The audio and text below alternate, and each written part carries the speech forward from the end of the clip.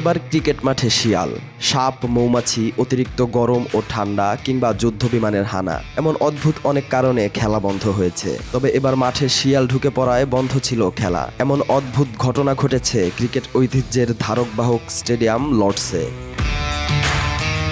Cricket মাঠে কুকুর বিড়াল প্রবেশের ঘটনা ঘটেছে অনেক, আবার দেখা গেছে সাপও মাঠে ঢুকে পড়েছে। এসব বেশিরভাগই দেখা যায় এশিয়া ও ক্যারিবিয়ান অঞ্চলে, বিশেষ করে শ্রীলঙ্কায় এমন দৃশ্য বেশি দেখা যায়। তবে এবার ইংল্যান্ডের মাঠে শিয়াল প্রবেশের বিষয়টি বেশ সাড়া ফেলেছে, সেটাও আবার ক্রিকেটের তীর্থস্থান লর্ডসে।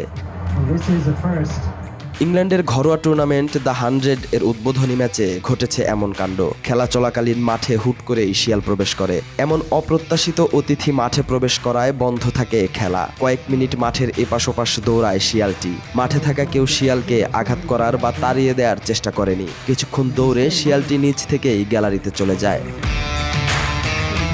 লর্ডসে গতকাল দ্য 100 টুর্নামেন্টের প্রথম ম্যাচে মাঠে নামে লন্ডন স্পিরিট ও ওভাল ইনভিনসিবল। ম্যাচের দ্বিতীয় ইনিংসের মাত্র 8 বলের মাথায় মাঠে প্রবেশ করে শিয়াল। তখন জয়ের জন্য 92 বলে 77 রান দরকার ছিল ইনভিনসিবলের। এক পেশে ম্যাচ 69 বল হাতে রেখেই জিতে নেয় তারা। তবে এদিন মাঠে ক্রিকেটের চেয়ে বেশি বিনোদন দিয়েছে শিয়াল, যার কারণে দ্য 100 টুর্নামেন্টের শুরুর দিনের নজর কেড়েছে শিয়ালটি। ক্রিকেটে এমন ঘটনা ঘটেছে আগেও। অপ্রত্যাশিত কিছু প্রাণী মাঠে প্রবেশ করায় বন্ধ রাখতে হয়েছে খেলা। যেমন গত বছরের ফেব্রুয়ারিতে গুইসাপের মাঠে প্রবেশ করায় বন্ধ ছিল টেস্ট ম্যাচ।